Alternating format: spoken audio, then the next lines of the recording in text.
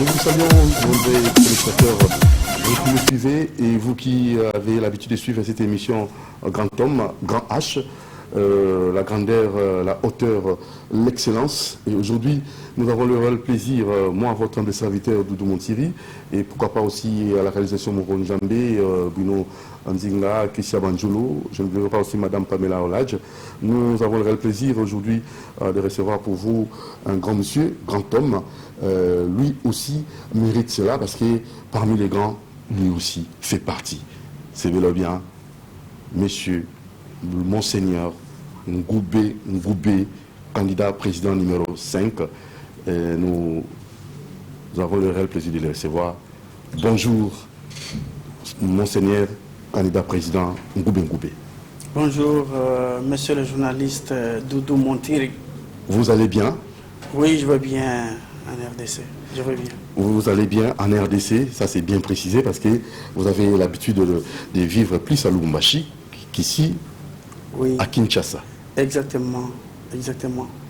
C'est le choix. Vraiment. Alors, nous vous posons la première question avant d'abord de vous faire, de faire la présentation complète de notre invité, parce que vous devez les connaître, connaître ses réalisations, connaître la personne de Ngoubé, et pourquoi pas aussi ses projets, donc perspectives d'avenir. Mais après les élections, vous vous sentez à l'aise? Oui, je suis totalement à l'aise. Après l'application aussi? Oui, après la publication, je suis à l'aise parce que la Bible nous recommande de dire merci à Dieu sur toutes les circonstances qui nous arrivent. Vraiment. Je remercie Dieu pour ce qui s'est passé.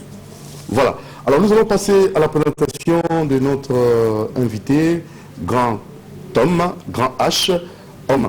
Comme homme H majuscule, homme-femme, mais aujourd'hui nous avons le réel plaisir de recevoir une grande personnalité du monde, hein, parce que lui c'est un monsieur qui a l'habitude de voyager par-ci par-là, un citoyen du monde. Voilà, Ngoubé, Monseigneur. Il est qui? L'invité du jour. Lui c'est un homme de Dieu. Son activité principale c'est d'abord la Bible et la parole de Dieu, mais il a plusieurs casquettes.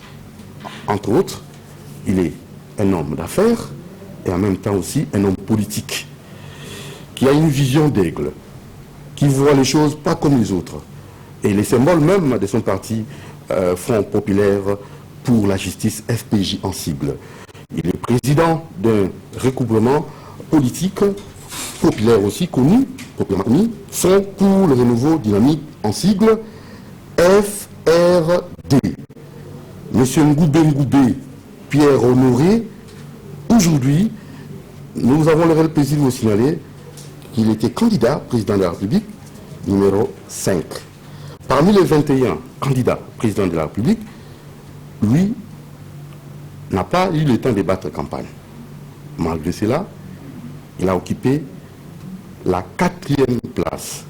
Parce que là, on tenait là à vous signaler que Caméré, lui, ne faisait pas partie de la course parce qu'ils avaient formé leur plateforme cash. Nous vous signalons que Ngoubé a un symbole. L'aigle symbolise la vision. Parmi les 21 candidats présidents de la République, on a vu Mobutu incarner le léopard, Laurent Désiré le lion, Félix Tshisekedi, on n'a pas encore ce symbole, mais seulement Ngoubé, lui, avait incarné l'aigle, parce que c'est un homme visionnaire. C'est un leader d'opinion sous l'échiquier national et international. On l'appelle couramment Tiamoutou Bakata.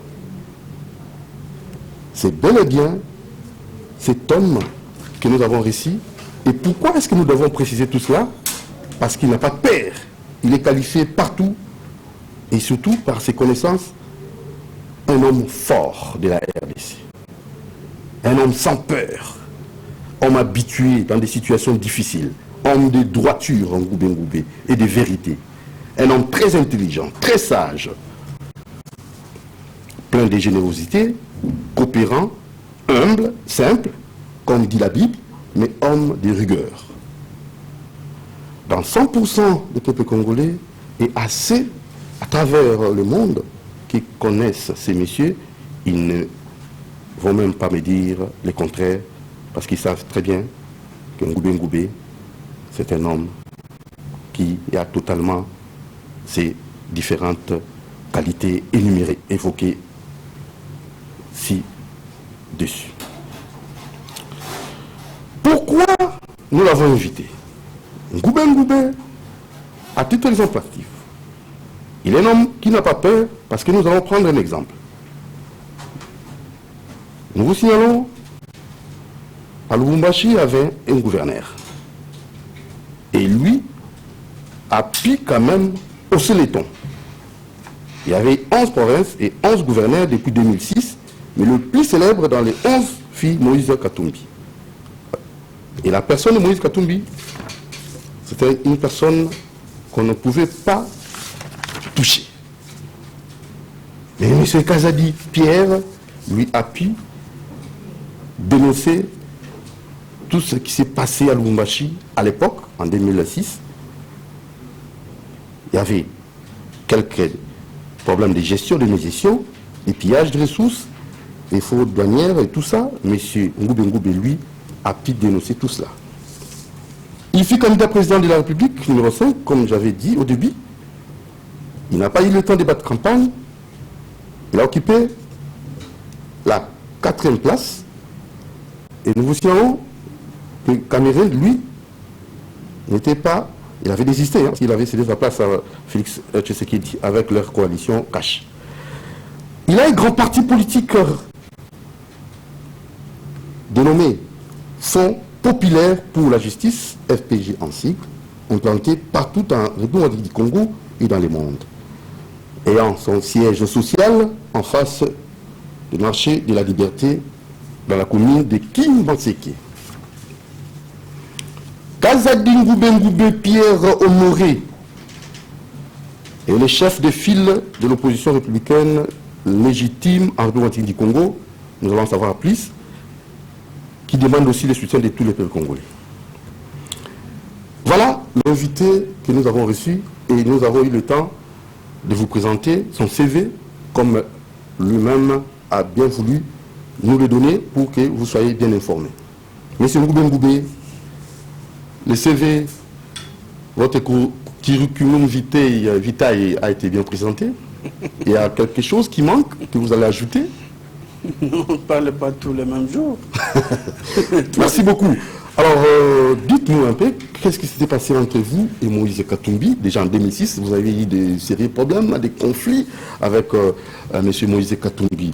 Et aujourd'hui encore, nous sentons qu'il y a encore un autre bras de fer entre l'opposition républicaine légitime et la Mouka. Alors, je ne sais pas, qu'est-ce qui vous empêche de réparer? Parce que l'opposition doit être vraiment une opposition unique, une opposition qui marche dans l'unité et dans l'harmonie. Oui, merci beaucoup, monsieur le journaliste.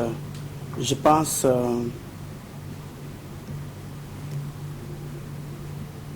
nous ne sommes pas en amitié. Moi, je ne suis pas ennemi de Moïse Katumbi. C'est un frère. C'est-à-dire, moi je suis contre le système, contre les actions, les mauvaises actions, et puis je ne suis pas contre les individus. Mais c'était déjà en 2006, maintenant nous sommes 2007. En 2007. Oui, nous parce sommes en qu'il a été intronisé en 2007, et puis 2007, fin 2007, 2008, il y a eu ce qui s'est passé jusqu'au le jour qu'il a quitté le gouvernement. Mais il est déjà de retour, mais ça n'est déjà fini parce qu'il n'est plus gouverneur. Oui. Est-ce que vous ne pouvez pas réparer? Non, réparer, il n'y a pas de problème de dire réparer. Réparer, c'est quoi? Parce que moi, je vous dis carrément que moi, je n'ai pas de problème personnel avec les messieurs, mais moi, je suis contre, et j'étais contre. Vous étiez contre, parce que c'était en 2007. Oui.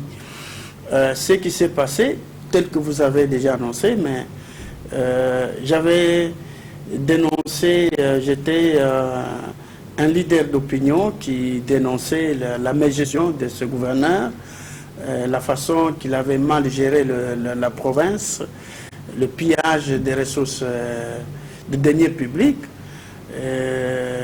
la fraude douanière, beaucoup d'autres histoires que j'ai dénoncées. Mais à l'époque, nous avons constaté que la population louchoise était vraiment très contente. Ils acceptaient Moïse. Tout le monde à l'époque, voit de la même façon. Okay. Tout le monde ne voit pas de la même façon.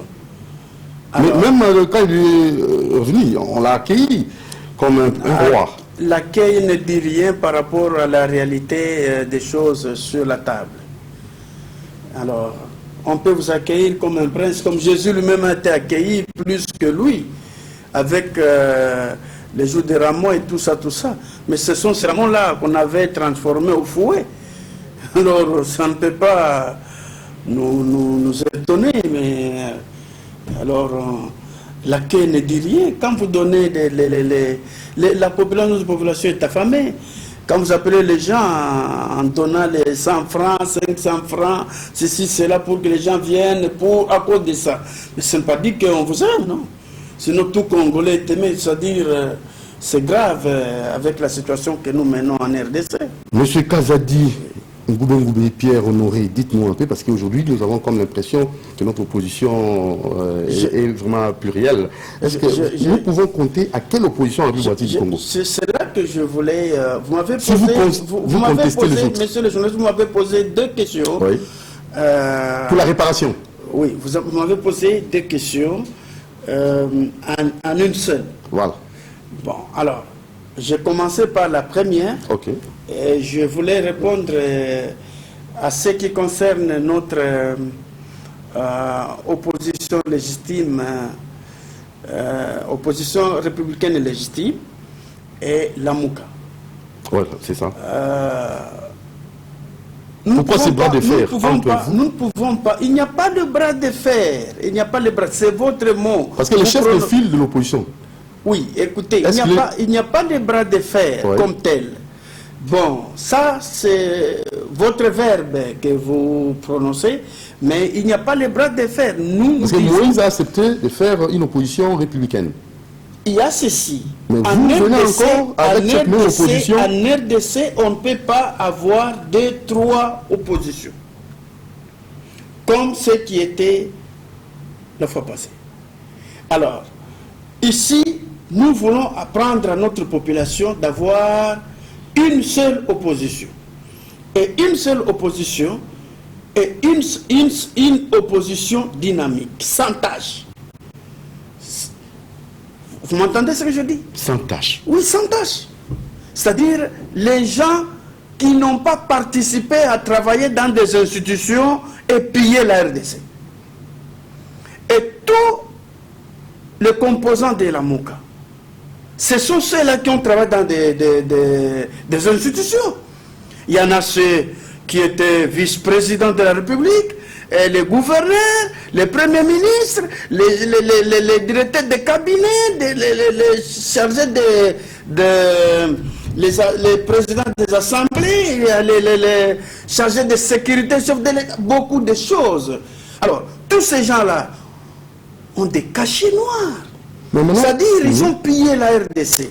Personne ne peut se prévaloir, dire voilà, moi, je suis devenu opposant au moment où il n'a pas encore les comptes à rendre à la population de ce qu'il a payé, qu'il a pillé. Non, nous ne pouvons pas accepter. Ils doivent d'abord passer à l'audit. Mais à qui va leur auditer? L'audit, le gouvernement est organisé pour faire cela. Avec nous, c'est le gouvernement qui va faire ça. Il faut qu'il y ait l'audit d'abord de ces gens-là. Ils ont pillé. Prenons le cas de ces... je n'ai pas encore terminé. Après avoir les audités, ils vont maintenant venir chez nous pour passer à l'école de formation de l'opposition. Parce que notre... Vous avez une école déjà? Oui, nous avons une école, c'est-à-dire nous avons une formation des opposants. Parce que notre opposition est totalement différente de l'opposition d'hier. Voilà. Dans leur tête, il faut aller sur la rue avec la masse, c'est ça l'opposition. Alors moi, je voulais vous poser cette question. Ce n'est pas ça l'opposition. Nous ne pouvons pas confirmer Donc, cette leadership, bon, en fait, ce leadership et surtout être considéré comme le chef de file de l'opposition. Avez-vous une popularité? Vous allez comme ça nous avons une popularité, c'est-à-dire les convaincre Congolais. la population. Oh, les Congolais, avec quels moyens? Le peuple congolais derrière nous. Le peuple congolais derrière nous. Dans toutes les 26 provinces. Le peuple congolais derrière nous. Alors, on dit ceci. Nous devons changer la mentalité et l'éthique de l'opposition d'hier avec ce que nous avons comme opposition aujourd'hui. Vous m'entendez très bien, messieurs les journalistes. Vous allez faire comment? Nous ne voulons pas entendre ces gens-là qui ont géré ce pays, qui ont mal géré, se prévaloir opposants. Non.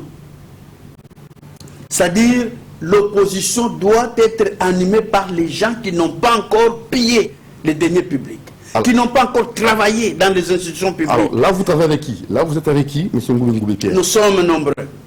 Nous sommes nombreux. Ce n'est pas dit le fait de venir vous citer tel, les noms, soi-disant que ce n'est pas les noms qui parlent, mais je parle en tant que le chef de file de l'opposition. Les gens sont nombreux. L'opposition est là.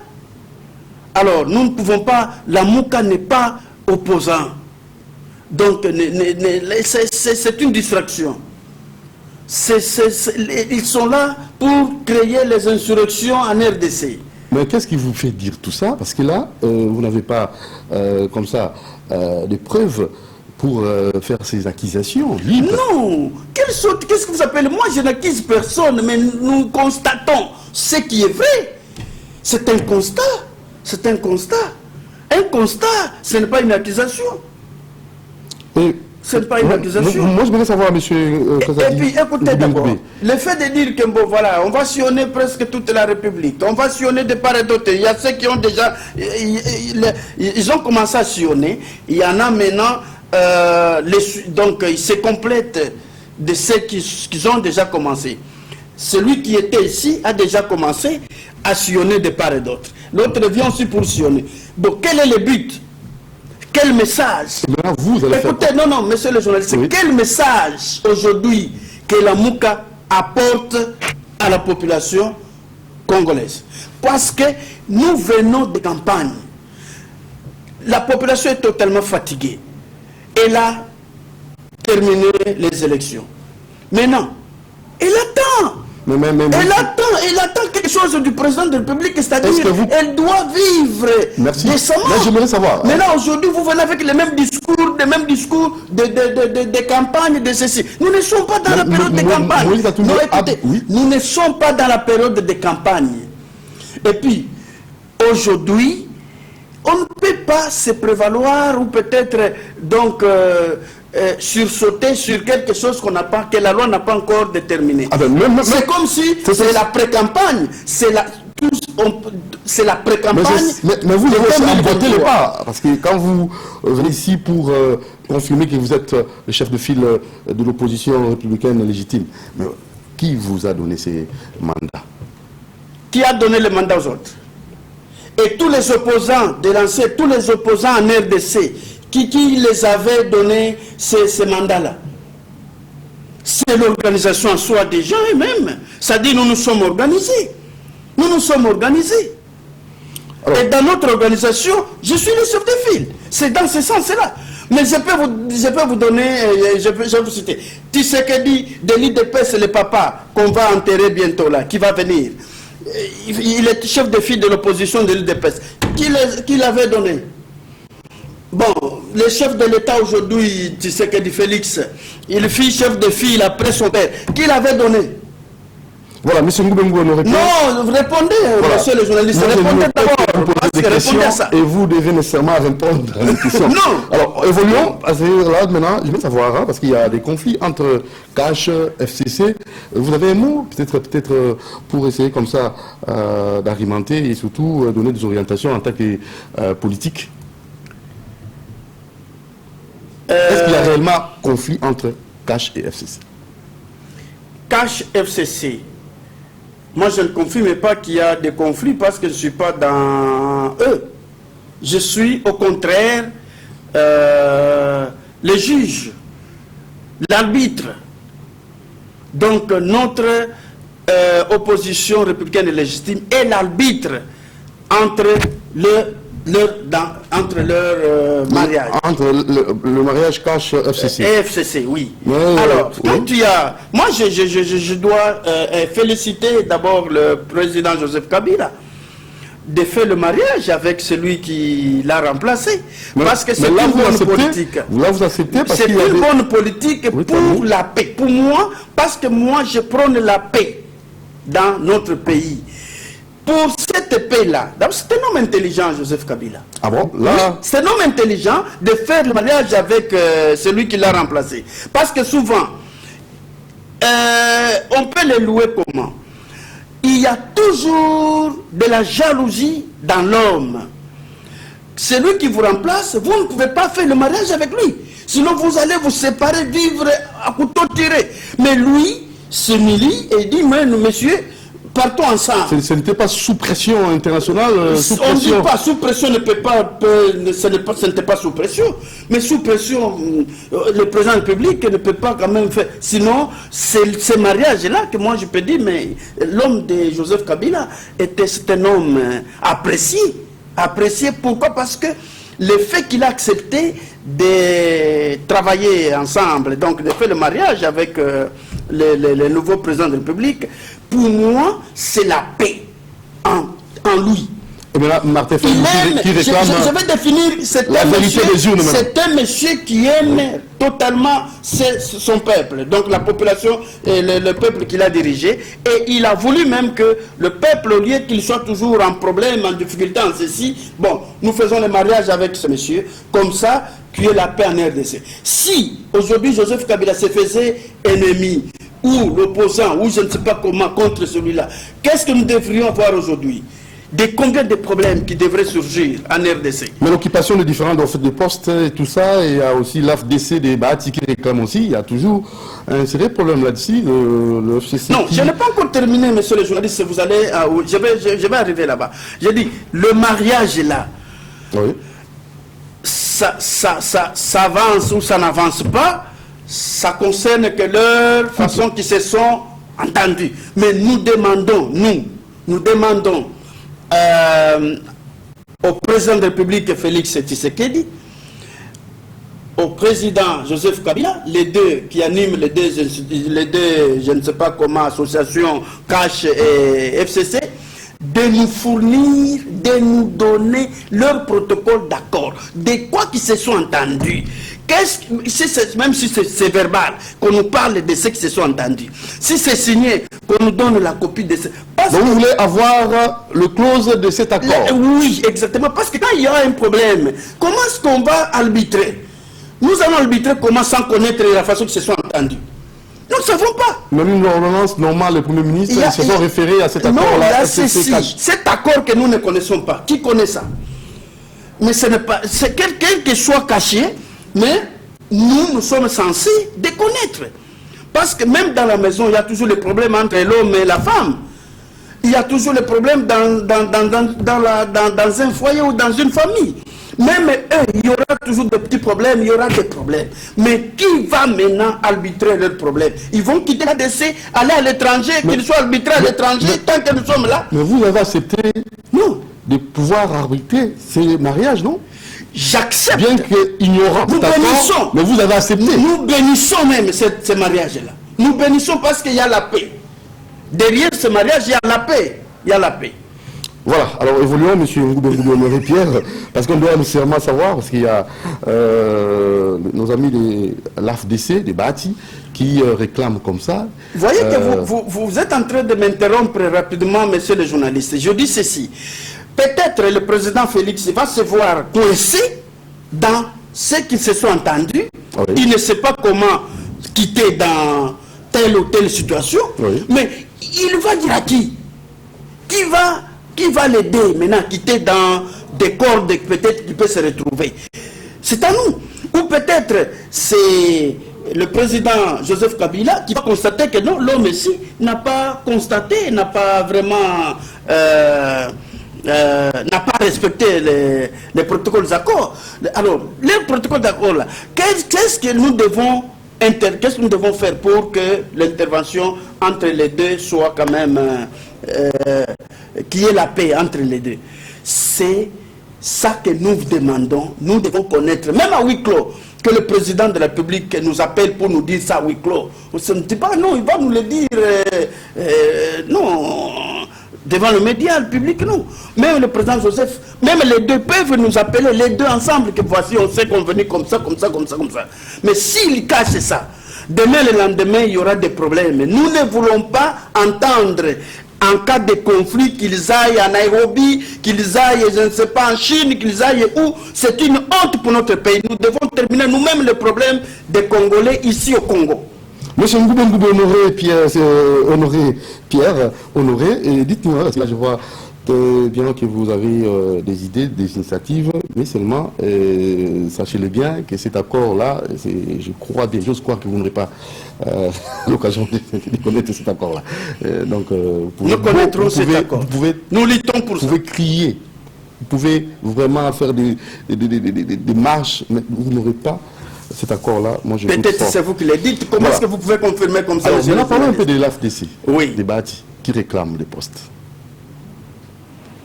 À ce qui concerne les postes, ça touche ce que je viens de dire maintenant. Tout en... Oui. Nous ne connaissons pas leur protocole d'accord. Ils se sont entendus comment? Peut-être aussi les postes sont inclus dans leur protocole d'accord. Il est difficile de juger quelque chose que vous ne connaissez pas. Bati peut réclamer. Est-ce qu'il était là? Quand ils se sont entendus, ce Bati était là. Il était associé dans leur réunion de protocole d'accord. Mais si il connaît quelque chose, il peut réclamer. S'il ne connaît pas, qu'il se taise. Qu'il voit seulement la façon que les deux vont s'entendre, un point très. Alors vous allez accepter de faire partie de ce gouvernement qui sortira... Je ne serai jamais membre de ce gouvernement. Pourquoi? Qui va le contrôler? Et quand je vais travailler là-bas, les contrôleurs travaillent avec ceux qu'ils vont contrôler. Ça n'a pas de sens. Mais M. Ngoubé, moi, je vais contrôler, commençant par le chef de l'État. Vous allez contrôler et le pouvoir et l'opposition. Oui, mais ça dit l'opposition contrôle le pouvoir. C'est-à-dire, nous allons contrôler le pouvoir, le Parlement, toutes les institutions. C'est comme ça que l'opposition, c'est ça le rôle de l'opposition. On commence, si hier, on ne contrôle pas le chef de l'État, notre opposition, avec ce que nous connaissons, nous commençons par l'institution président de la République. Et les 100 jours, comme vous avez commencé... Les 100 jours, c'est une maladie. Monsieur le journaliste, les 100 jours, c'est une maladie. Non, c'est une maladie. Je dis c'est une maladie. D'ailleurs, moi, je peux dire que le président de la République n'a pas de conseiller. N'a pas de conseiller. S'il avait des conseillers, il ne pouvait pas annoncer les histoires des 100 jours. On ne peut jamais juger un président de la République pour 100 jours. Non. Bon, il a commencé quelque chose, oui, mais il a encore 5 ans. Il a encore 5 ans. Il a 5 ans pour travailler. On ne peut pas juger un président de la République pour 100 jours. Non, 100 jours, c'est quoi? Il devrait seulement, je viens d'annoncer, je viens de commencer les travaux de ceci, de cela. Mais on ne peut pas les juger dans les 100 jours. La RDC, quel projet de développement que vous allez terminer dans les 3 mois pour juger un président de la République dans les 100 jours? Quel conseil qu'il avait dit d'annoncer des choses comme ça? Nous, ça nous condamnons. Nous, l'opposition, nous condamnons comme ça. On ne peut pas induire un président de la République en erreur comme ça. Non. Voilà. Alors, M. Honoré Pierre Ngoubé, la question que nous avons aussi posée, nous devons aussi avoir de votre part un avis peut-être. L'opération Kin Propre. Hein, ouais, il y a des mamans vendeuses, il y a des amis qui essaient de temps soit de pouvoir faire des petits commerces. Bon, la façon de déroulement de cette opération Kin Propre, comment est-ce que vous pouvez les juger? En soi, Kinshasa est très sale. Et la saleté cause la maladie.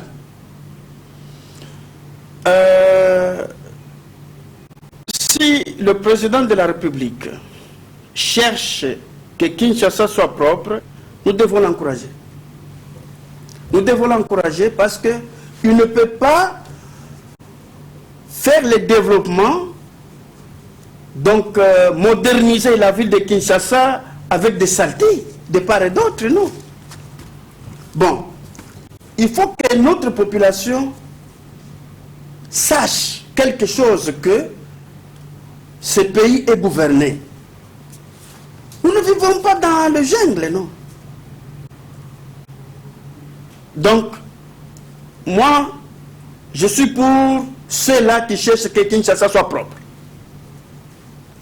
Et pour la population? C'est pour leur intérêt. Et pour le chômage? C'est pour leur intérêt. C'est pour leur intérêt. C'est-à-dire, notre pays, vous croyez que c'est un pays différent d'autres pays à travers le monde entier? Quand on arrive partout, on trouve vraiment un pays propre et puis la population disciplinée? Non. Quand il y a l'indiscipline, on doit quand même corriger les choses. Ce n'est pas toujours vendre des choses en désordre, c'est ça vivre, non. Non. Et vous, en tant que politique, vous êtes aussi vous avez un parti politique. Aujourd'hui, on ne croit pas, nous ne faisons pas confiance aux politiciens congolais.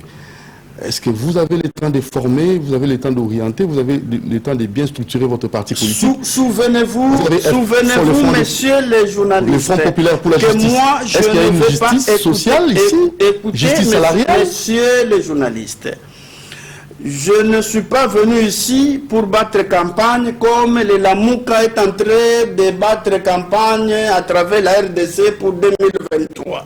Alors ici, je vais vous renvoyer lire mon projet de société. Écoutez, je vous renvoie, messieurs les journalistes, non, en termes, messieurs les journalistes, non, écoutez, je vous renvoie de lire mon projet de société en tant que candidat président de la République numéro 5 et le serment, mon serment, moi, en tant que candidat président de la République numéro 5. Tout ce que vous posez comme question là-bas, ça se trouve là-dedans. J'ai commencé par le changement de mentalité.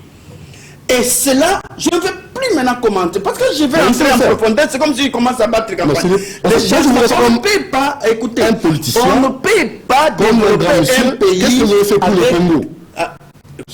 De façon palpable et vérifiable. Écoutez. Pour le développement du Congo, M. Ngoubé, Pierre Honoré. J'ai dit ceci. Rapidement. Énumérer les différents... Il n'y a pas ce que vous avez fait pour le Congo. Ceci, cela, c'est ce qui peut faire à quelqu'un homme.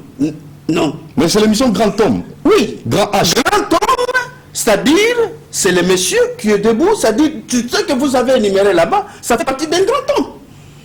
Ça fait partie d'un grand homme. On a sauvé combien de situations en RDC? On a participé dans combien de cas en RDC? Alors ce n'est pas... Moi je ne suis pas fanfaron pour commencer à se prévaloir, se vanter à la télévision, non. Donc ce qui est fait est fait.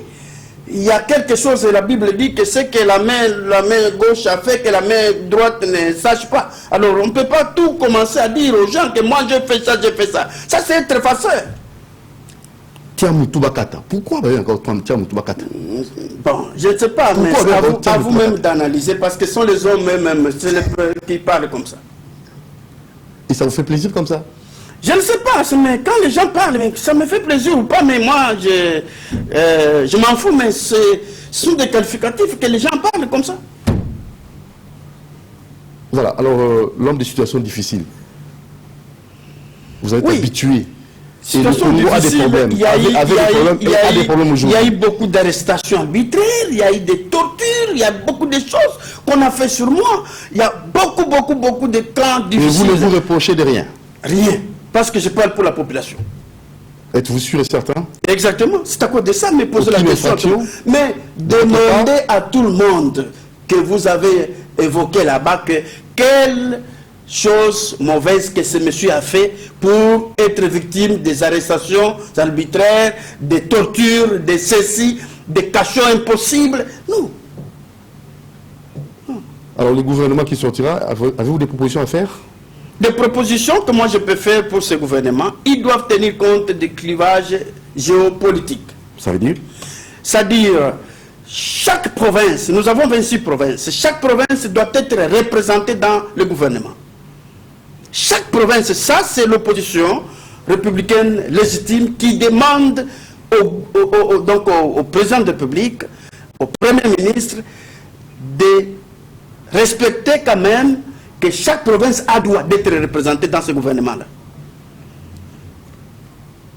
Ainsi, le cabinet du Premier ministre, on ne peut pas trouver seulement les gens de sa tribu, de son parti ou regroupement politique. Non, même chez les ministres nationaux et provinciaux.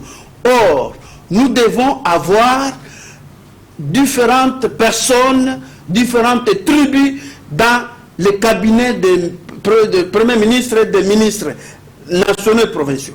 C'est ça qu'on doit dire que bon, nous sommes ensemble. On ne peut pas trouver une seule tribu remplie dans un ministère que bon, voilà, c'est ça, oui, un seul parti politique. Non. Voilà, perspective d'avenir, votre projet pour la RDC, avez-vous comme ça quelques propositions à faire pour que les Congos puissent découler réellement? Je soutiens le gouvernement. Ah, vous soutenez le gouvernement déjà? Oui, je soutiens le gouvernement. Mais tout en contrôlant aussi. Tout en contrôlant aussi. Le gouvernement et le Parlement. Alors, nous allons suivre leur projet, leur programme. C'est sur base de ce qu'ils vont faire que nous aurons maintenant quoi dire. Il y a déjà un programme? C'est sur base de ce qu'ils vont présenter comme programme que nous aurons quoi dire. Alors, M. Ngoubé, nous vous donnons une minute. Je crois bien, vous allez peut-être vous adresser à la population louchoise qui vous suivent, nombreuse, et surtout aussi à la population quinoise et congolaise de façon générale. Je demande à la population congolaise d'une façon générale de nous soutenir, de travailler ensemble avec nous parce que l'opposition, l'œil de l'opposition, c'est le peuple. Donc, si nous avons l'aigle comme symbole, c'est-à-dire l'œil de l'aigle voit partout. Donc, c'est le peuple qui voit partout. Donc, tout ce que le peuple voit mal, que le peuple nous signale. Qu'il y a ça qui ne va pas. C'est ça que nous disons au peuple. Voilà, merci M. Ngoubé, et nous allons peut-être recevoir très prochainement dans un autre numéro, à la prochaine occasion. Merci, monsieur le journaliste, de m'avoir invité à votre chaîne. Merci beaucoup. C'était Grand H, et nous avons eu l'honneur de recevoir pour vous le candidat président numéro 5. Il fut candidat président numéro 5, M. Pierre-Honoré Ngoubé, et il a accepté notre invitation, il a pu répondre aux multiples questions. J'ose croire que si vous avez des réactions, envoyez-nous vos messages au numéro affiché au bas de vos petits écrans et nous allons le faire parvenir. Merci. Je tenais à remercier Moron Djambé à la réalisation. Merci à notre très cher Christian Wanjoulou. Merci à Pamela Lage et pourquoi pas aussi à notre très cher Michel Koyapa. Allez, portez-vous bien. Ciao. À la prochaine.